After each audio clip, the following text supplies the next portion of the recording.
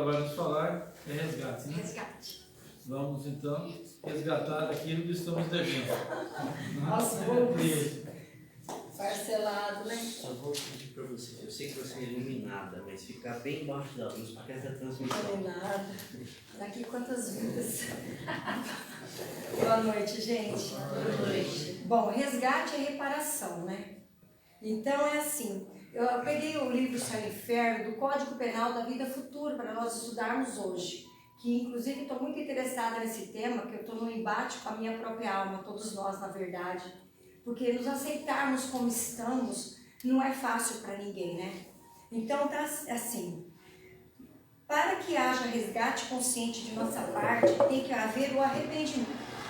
Arrependimento é a conscientização do erro, é fazer o esforço para não incorrer mais no mesmo erro. Só arrependimento não basta. Temos que expiar a falta cometida. Expiar significa purificar. A expiação consiste nos sofrimentos físicos e morais, que são as consequências da falta cometida, seja desde a vida presente, seja depois da morte, na vida espiritual, seja em nova existência corporal, até que as marcas da falta tenham se apagado. A reparação ou resgate consiste em fazer o bem àquele a quem se fez o mal. Aquele que não reparar os seus erros nesta vida, por impossibilidade ou má vontade, se reencontrará numa existência posterior, em contato com as mesmas pessoas que tiveram por que se lastimar dele, e em condições escolhidas por ele mesmo, de maneira a poder provar seu devotamento e fazer-lhe tanto bem quando lhe haja feito de mal. É a nossa consciência que pede o resgate dos nossos erros. E é sempre a nossa consciência, né? Porque a gente, porque a lei de Deus está escrita na nossa consciência. Então, na medida que nós vamos evoluindo, a gente tem aquela vontade de se aproximar cada vez mais do nosso Pai, de fazer a vontade dele. Porque quando a gente caminha pelo nosso próprio ego, que é o que estamos, nós somos espírito eterno. Mas quando nós caminhamos pelo nosso próprio ego, a gente se nutre de vaidade, de egoísmo, de orgulho, de ciúmes, maledicência, inveja, tudo isso está em nós. A gente tem que admitir que nós estamos nesse patamar ainda, nesse grau de inferioridade. Porque nós estamos num planeta de provas e expiações. A não ser aqueles seres que vieram aqui em missão, como um Chico, uma Madre Teresa de Calcutá, um Gandhi, sem contar Jesus, né? Jesus é o modelo e guia. Mas esses seres, essas pessoas humanistas, elas vieram em missão. Mas também foram criados como nós, simples e ignorantes, e passaram por todo esse processo evolutivo até chegar onde estavam e continuam. E neles também ainda tem egoísmo, tem orgulho, tem vaidade, todas essas imperfeições morais que nos caracterizam, mas eles não eram mais comandados por elas. Eles já tinham desenvolvido um amor por si mesmo, através do autoconhecimento, da renovação das atitudes de acordo com a lei do nosso Pai, que apesar de sentir isso, eles não seguiam o ego, seguiam o Espírito Eterno. Porque o nosso espírito a gente não conhece, que a mente é o consciente e o inconsciente. Freud, Jung, esses psicanalistas, eles falaram, já está na Terra há muito tempo, mas Allan Kardec veio antes dele e já falou de outra forma a mesma coisa. Quantos por cento nós temos de consciência? Talvez 5%? Alguém já viu os desenhos do Freud, aquele iceberg, aquela pontinha fora do mar e a geleira embaixo? É o nosso inconsciente. Nós não nos conhecemos. Estamos nesse processo e não é do dia para a noite.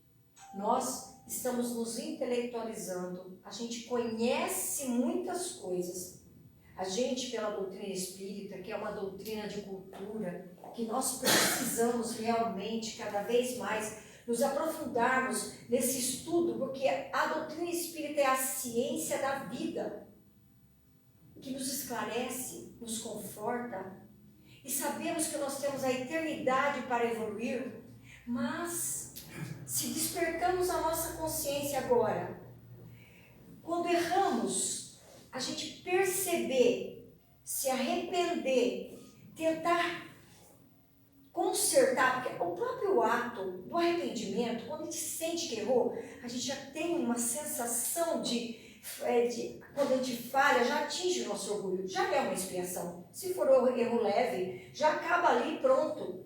Errei, vou corrigir uma palavra mal posta, um ato equivocado, ou qualquer coisa que a gente não queira fazer e acaba fazendo, que a gente, na vida de relacionamento, a gente vive se atritando, a gente fica se relando, a gente rela um no outro por causa dos níveis diferenciados de consciência, e é assim que Deus o quer, porque se Ele colocou todos nós num planeta aonde os níveis de consciência são diferenciados, porque nós não fomos criados todos ao mesmo tempo, e um vai aprendendo com o outro. Então, nesses atritos e conflitos, a gente tem que se perdoar mutuamente, porque todo mundo precisa de perdão, porque nós erramos o tempo todo, consciente ou inconscientemente. Às vezes, por causa dos nossos conflitos interiores, a gente faz coisas que a gente se arrepende profundamente depois. Se o nosso orgulho deixar, nós vamos lá e pedir perdão. Porque o entrave moral, um dos principais, é o orgulho. Nós sabemos que erramos, mas o orgulho não deixa a gente ir lá e reconhecer. Como a lei de Deus está dentro de nós, nós sofremos quando a gente se deixa levar pelo nosso orgulho, quando a gente não reconhece os nossos erros. E aí, esse sofrimento já é a expiação, é o sofrimento moral. Quando esse não vai ficando grande essa coisa, que a gente vai volumando um monte de incoerências na nossa vida, um monte de coisas que a gente não vai consertando e agindo pelo instinto, e aquilo vai causando doenças físicas, porque todos os nossos problemas físicos e morais, psicológicos, são da nossa imperfeição moral. Porque quem é perfeito não tem dores. O único que tinha foi Jesus. Porque todos nós estamos aqui resgatando coisas de outras vidas, porque está no Evangelho. As aflições da vida, se não estão nesta vida, fruto da nossa imprevidência, da nossa má vontade e de todas as coisas que nós não fazemos porque a gente adia, está em outras vidas. Então nós, sendo espíritas, nós devemos nos relacionarmos com os fundamentos dessa doutrina. Se nós somos verdadeiramente espírita, quando uma expiação muito grave, um resgate muito grave nos causa uma dor tão grande que chega a abalar a nossa fé, não é verdade? E aí a gente tem que buscar dentro da nossa razão, do que nós já aprendemos, aqueles fundamentos que nos fazem resgatar essa fé em Deus, porque a nossa fé ainda vacila. Essa fé em Deus que a gente tem que buscar no profundo do nosso ser. Se eu acredito em Deus, se eu sou espírita, os fundamentos do espiritismo é existência de Deus. É o primeiro. Ele é onipotente, onipresente, onisciente. Ele é a causa primeira de todas as coisas. Ele nos fez todos simples, ignorantes e com livre-arbítrio. Tendência para tanto para o bem quanto para o mal. E a gente usa sempre mal. Muitas vezes nós usamos mal, corriqueiramente nós usamos mal o nosso livre-arbítrio. Ou por ignorância, ou por rebeldia, ou por incompreensão da vida, porque está ainda adormecido na consciência. Então, nós precisamos, sempre quando estivermos num resgate pungente, pensar na existência do nosso Pai, que nos fez todos iguais, todos semelhantes a Ele. Colocou em nós as suas divinas leis na nossa consciência. E deu um caminho na nossa vida, oportunidades e caminhos e missões, as quais, através do grande livro, que é o livro de Deus, que é a vida, nós interagíssemos uns com os outros através dos relacionamentos e fôssemos aprendendo a viver pelo autoconhecimento, que a gente sabe que a gente não pode tanta coisa apesar de sabermos, que a gente não consegue cuidar de nós e temos a pretensão de cuidar dos outros até um ponto de interferência na vida alheia, inclusive dos nossos filhos. Porque, como diz o Emmanuel, a palavra convence, mas o exemplo arrasta. Então, como somos seres ainda muito incoerentes e somos muito ignorantes, quanto mais a gente estuda, mais a gente sabe que é ignorante. Porque a gente sabe que tem um mundo, um universo de conhecimento para aprendermos, e a gente não se dá conta ainda nem de nós, nem do nosso conhecimento. A gente sabe que todos os nossos irmãos passam por mesmas coisas que nós. Todos. Todos sentem o mesmo sofrimento, a mesma dificuldade, a mesma sensação de incapacidade de lidar com os nossos conflitos interiores. A gente não sabe denominar o que sentimos e nem como agirmos a partir desse sentimento, porque o mapa da evolução está no sentimento. Haja vista que tem tantos que já conquistou tudo no mundo. Mas se você não tiver o sentido da vida, na hora H, você só quer a tua família perto, os seus amores, que alimenta a alma. Que adianta todos os títulos acadêmicos, valores amoedados, riquezas, comidas, bebidas, sem os seus mais caros afetos, que é o que conta, verdadeiramente. Que os amigos é uma ligação tão grande.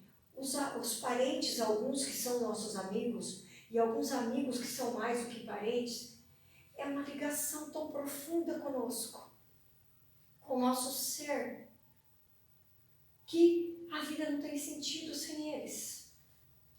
Outro fundamento espírita, que são 5, existência de Deus, comunicabilidade com os espíritos, reencarnação, evolução. Falta um. Imortalidade da alma. Somos eternos. Num processo.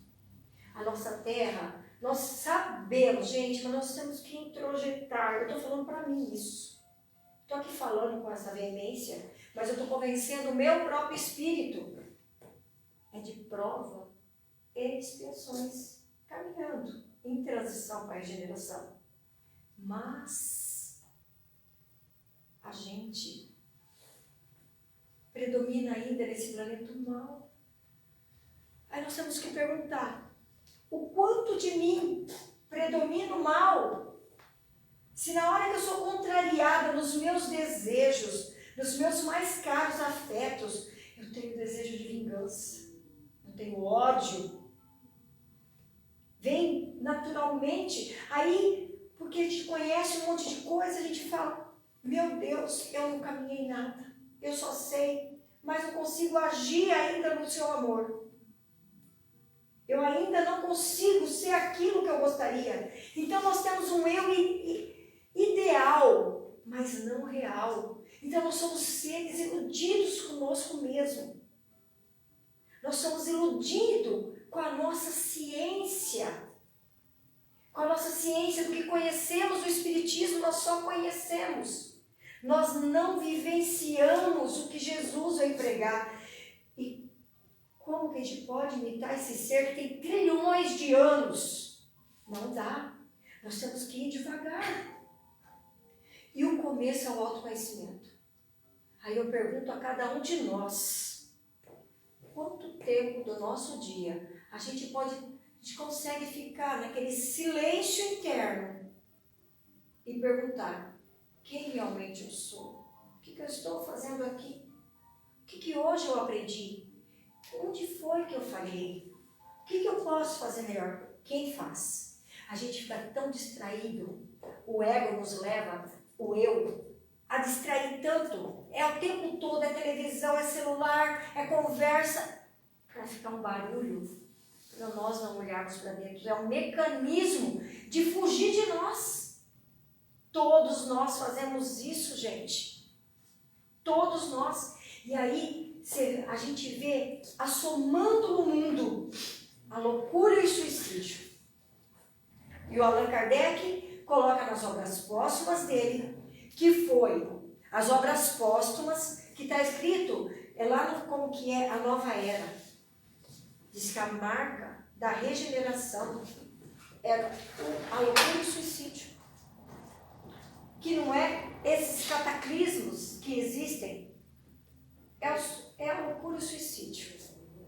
E nós, o quanto somos sãos? Se a Terra é um hospital, é um sanatório, é uma prisão para alguns, que estamos às vezes encarcerados em doenças das quais a gente não consegue sair. Então, é um convite que a Joana de Ângeles começou a escrever, acho que foi em 1990, a série psicológica dela. Porque se nós não formos para esse lado de entendermos profundamente a nós mesmos, nós não vamos conseguir avançar com a mesma velocidade, consistência que nós poderíamos. Aí a gente pensa, porque faz algumas caridades, a gente está livre, não está? A caridade, o bem, anula o mal. Mas esse autoconhecimento que nos leva à renovação das atitudes é olhar para dentro, se conhecer e mudar de acordo com as leis do nosso Pai. E quem pede não é Deus, é a consciência, onde está escritas as leis de Deus. Quanto mais nós conseguirmos perceber isso, sentir isso, mais nós vamos conseguir trilhar uma vida com mais calma, tendo mais paciência conosco mesmo. Aí nós teremos mais paciência com os nossos irmãos, porque a gente fica ditando normas de conduta a todo mundo. Eu leio uma página, fulano devia ouvir isso. É para mim. Essa palestra, se vem esse nome, é para mim. E para todos nós que estamos aqui encarnados e desencarnados. Porque quando vem os nossos resgates, aí a coisa fica a hora de provar a fé. Porque o arrependimento é da nossa liberdade, do nosso livre-arbítrio. Mas a expiação e o resgate é da lei. O arrependimento é da lei. Só que você escolhe quando. Agora o resgate, a expiação e a reparação, que é o resgate, a consequência inevitável. E às vezes a expiação, esse resgate, ele te cerca de um jeito, por qualquer lado que você vai, você consegue sair. Então não adianta a gente achar que vai controlar a vida, porque ninguém controla a vida. Não é verdade? Você faz a ação que desencadeia a reação. E essa reação é a consequência. Não é verdade? Mas expiar, só o sofrimento moral já é expiação. Está difícil.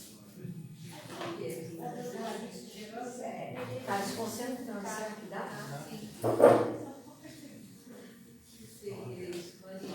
Vai lá, está conversando com o Luísa. Então, gente, o que nós precisamos nossa vida realmente olharmos para o nosso sentimento. É no sentimento que é o mapa da evolução. Eu estudo Joana de Angelis, essa série psicológica, há 15 anos. Entretanto, toda vez que eu vou reler, porque eu estou relendo, é como se eu nunca tivesse estudado. Porque houve um amadurecimento, e aí você tem mais umas ampliações de percepções que a gente vai conseguindo evoluir, perceber de outro jeito a vida. E com o nosso amadurecimento, a gente vai tendo realmente umas outras condutas, mais paciência às vezes, mas tem gente que envelhece e perde a censura, perde o filtro. Acha que está acima do bem e do mal porque envelheceu. Já perceberam? Pessoas assim? Porque envelheceu, envelheci. Então estou acima do bem e do mal. A gente tem que ter cuidado. O Haroldo Dutra Dias, não sei se vocês já sabem, acabou de lançar um livro chamado A Bússola e o Leme. Eu já adquiri, já comecei a lê-lo. Porque é sem cunho religioso. Ele dá um roteiro da evolução, com princípios filosóficos e psicológicos, porque ele estudou já 30 anos de filosofia e mais 30 de psicologia, que ele estuda desde os 15, deve estar nos 48, né? 40, sei lá, alguma coisa. E eu só sei que é um bom roteiro. Mas não é um livro de você ler, é um livro de estudar e de depois refletir o livro. Porque às vezes nós estamos comendo um livro atrás do outro e não achamos um tempo de reflexão dentro da nossa alma, porque a gente corre de nós. Aí eu estava vendo na internet, procurem, gente, chegou o Bárbaro, um dos palestrantes que eu gosto falando, que uma das pacientes dele, falando, tem a Clarice Lispector, que ela escreveu, e a paciente dele chegou falando isso. Se eu fosse eu, ela perdeu um papel, um documento, aí ela falou assim, se eu fosse eu, aonde eu queria colocar esse papel? Mas aí esqueceu o papel e foi ampliando nas reflexões dela. Se eu fosse eu, aí ela começou a ampliar falando assim, talvez eu mesmo não me reconheceria. Talvez eu mesmo teria esse corpo. Talvez eu mesmo, eu saindo na rua, além de não me reconhecer, as pessoas não me reconheceriam. Talvez eu mesmo, se fosse eu, se eu deixar vir aquela parte de mim à tona, eu estaria presa. Gente, não é piada. Se nós deixarmos nossos instintos aflorarem, a gente pode cometer atos que nos encarcerem não só no nosso psiquismo, mas uma prisão de verdade. Eu estou falando alguma bobagem aqui para vocês? Vocês concordam comigo? Que a vida não é um passeio? É uma escola? Será que nós estamos realmente aproveitando o nosso tempo? Se eu fosse eu, o que eu faria comigo hoje? Eu sempre faço isso, eu não tinha falado dessa forma, achei incrível, achei muito melhor do que o meu jeito. Porque eu faço assim comigo, Taiete, eu espírito, eu sou ego Taiete, espírito, como se eu pegasse o meu espírito, pegasse o meu ego, que é o Taiete, você vai fazer isso, isso, isso, você não está podendo, vamos fazer isso, você vai estudar agora, você sabe quando a gente fica adiando, procrastinando as coisas e deixando o tempo ir, e aí eu estou estudando muito, inclusive, as corrupções que fazemos conosco. Nós somos seres que torcemos contra nós mesmos. Que onde está a nossa corrupção? Eu como demais e não quero engordar, então estou sendo corrupta. Eu gasto demais e quero ter dinheiro. Eu trabalho não tudo que eu poderia, ou estudando tudo que eu poderia para melhorar meu ganho, trabalhar mais ou menos. A gente quer ceifar aonde não plantou. É mentira? E Jesus fala, né? Que nós não sairemos de onde estamos até pagar o último cento, que é a menor moedinha da época.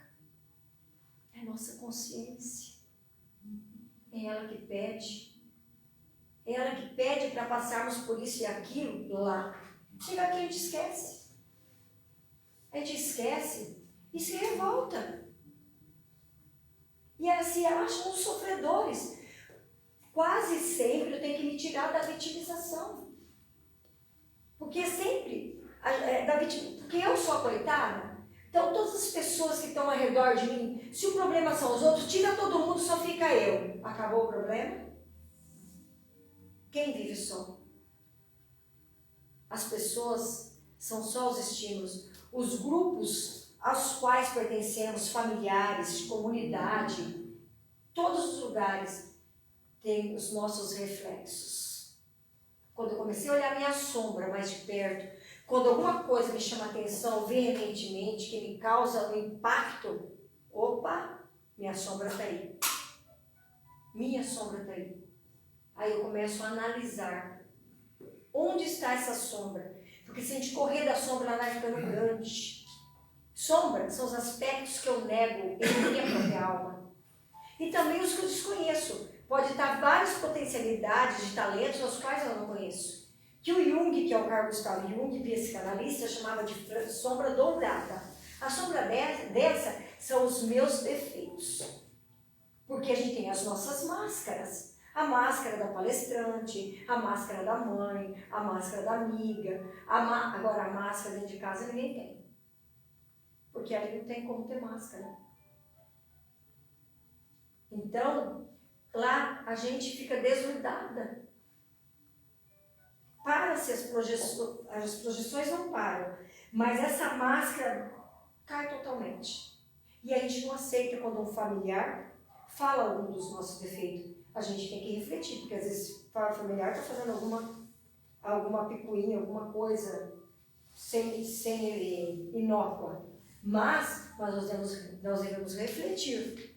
Refletir mesmo, para podermos fazer esse processo de autoconhecimento, porque quando a gente faz esse processo de autoconhecimento, já começa, se aceita como se está, com todas as imperfeições que nos caracterizam a todos temos inveja. E não é inveja espírita não, que é branca, hein? É inveja verdadeira. Inveja branca. Então, eu já ouvi essa. Eu tenho uma inveja espírita, branca. Inveja boa, né? Inveja boa? Inveja boa. A gente está se iludindo, hein? Só porque é espírita não está melhor que ninguém, não. Bom, uma coisa, a inveja é inveja. Mas tem uma inveja, assim, que eu não quero que o outro tenha. Mas eu posso, por exemplo, se eu admiro alguma coisa em você, eu vou querer saber o que você faz para ter essa coisa. Ou qual o caminho que você percorreu para conquistar esses valores. Isso é uma inveja que eu estou usando ao meu favor. É uma inveja, mas eu estou usando ao meu favor. Bem como a raiva, o Jesus usou. Todo mundo pensa no Jesus santinho, né? De cabecinha torta, de mãozinha assim. Ele era totalmente ativo. Ele acolhia os sofredores, mas os hipócritas ele lascava o pau. Não é verdade? Ia na casa deles e metia a boca ali na mesa. Não é verdade? E nos vendilhões do templo, ele com chicote estava com raiva, mas não era raiva, era uma ira, não de se vingar do seu irmão, de julgar, de nada. Ele estava indignado para poder estabelecer o que era certo. E foi ali, no momento, e acabou. Mas voou bicho para tudo quanto é lado, ele batia com o chicote, derrubava a mesa e tudo. Nós temos que tirar Jesus da cruz, nós temos que tirar Jesus de passividade, porque ele era ativo, assertivo, ele acolhia, só não dava chance para os hipócritas. Mas os defeituosos, os que têm essa incoerência, a prostituta, o ladrão, todos ele acolheu. Então nós temos que mudar o nosso olhar, ampliar nossa visão, interagir melhor com as coisas que nós temos e ir plantando. Pedro só caiu em si quando ele negou 3 vezes. E ele só caiu na última vez que ele negou. E Jesus falou para ele que ele ia negar. Mas ele se achava igual a Jesus. Só lê a Boa Nova. Lê a Boa Nova do Herculano Pires. Está lá. Ele se achava igual a Jesus. Ele se achava no direito de julgar. E Jesus avisou ele que ele ia negar 3 vezes. Ele falou que não quis. Será que a gente não faria o mesmo? Ao invés de ser esse homem, cura isso, cura aquilo, ele nunca errou. vou refletir se eu não poderia negar ou não. Ele estava montado na arrogância dele, no orgulho dele. Negou. E depois disso, ele caiu em si. Ele se arrependeu. A dor foi a expiação, o resgate, o legado que ele deixou no mundo. Que foi maravilhoso. Foi crucificado de ponta cabeça, porque não se sentiu digno. Desculpa, me emocionei, porque eu acho isso tão lindo. É Paulo de Tarso, gente, que é mais do que esse ser, que tinha equívocos de interpretação. Não é que ele fosse ruim, mas tudo que esse homem fez de ruim, tudo que ele mandou matar, tudo que foi dizimado em nome dele e que dos abusos cometeram, porque está na lei de Deus, que tudo que de acordo com a minha atitude for desencadeado e que o que ia ocorrer por causa daquela atitude, eu tenho que arrumar, resgatar, que é o traços e consequências de uma atitude, aonde pegar na comunidade, aonde pegar, eu vou ter que consertar. Por isso que nós temos que refletir nossa alma. Vocês estão conseguindo entender essa história de, por exemplo, qualquer atitude que eu tenha, o que vai causar de efeito, não só naquela pessoa que foi direcionada, mas na família dela, no cachorro, o que for na comunidade, eu vou ter que resgatar. Porque foi a partir da minha atitude. Mas, como Deus é bom, justo, suponhamos que eu tenha matado alguém, esse alguém volta como para mim em forma de filho, porque se eu tirei uma vida, eu tenho que devolver uma vida, é o resgate. Mas ele vem pequenininho, ali, indefeso, onde até podia amá-lo, onde eu tenho a capacidade, durante esse percurso, de resgatar pelo amor. Não é verdade? Só que a gente ainda não desenvolveu nossa capacidade de amar. Nós somos o começo desse desenvolvimento da capacidade de amar. Nós não temos, vamos parar de ilusão. Nós temos um amor narcísico que é egoístico ou de troca. Eu te amo e você também me ama? O filho é meu, o marido é meu. E se ele não fizer o que eu quero, eu não te amo mais. Eu mudo o meu afeto em relação. Então não é um amor genuíno, amor ágape, que é amor no ativo. O que Jesus fez, ele fez porque ele era daquele jeito. Não foi porque ele fez, ele era daquele jeito. Ele é muito mais do que já era. Chico, imitando Jesus, ele era daquele jeito. Não importava já. Fazia. Doente, se arrastando. O Divaldo, nessas andanças dele aí, com 93, ele já está carregando livros. Meu Deus, que potência é essa? Olha como ele recicla a energia vital dele, gente. Esse homem, para estar desencarnado, ó, foi prorrogado porque ele fez valer a vida dele. A pergunta é, o que nós estamos fazendo com a nossa vida? Está claro o resgate do que eu estava falando? Que é tudo, o processo, o começo é autoconhecimento. Não existe evolução sem autoconhecimento. Adiemos quanto quisermos. Se nós não olharmos para dentro de nós, perceber o que sentimos, o bom sentimento nós cultivaremos. Os sentimentos equivocados consertemos. Porque se na hora errei, consertei, acabou. Já foi. Já está tudo certo. Perante a lei já está tudo certo. Porque nós só vamos conhecer a verdade, conhecereis a verdade, e a verdade vos libertará. Essa verdade, esse autoconhecimento, nós vamos vendo a nossa semelhança com Deus, porque nós vamos percebendo que nós precisamos de mudança e a gente vai ampliando, a gente vai se sentindo conectado. Porque nós estamos conectados, nós não percebemos. Deus está conectado conosco, porque nós estamos mergulhados nele através do fluido cósmico universal. Não tem como estar fora de Deus. É impossível. É como dois peixinhos no mar conversando. Eles não percebem que tem o mar, porque o mar é natural para eles. Existe o mar. A gente está mergulhado em Deus. Ele sustenta-nos com a sua sabedoria e com o seu amor. Mas nós não sentimos sua presença porque nós ficamos distraídos de nós. Nós somos distraídos de nós, só percebemos as coisas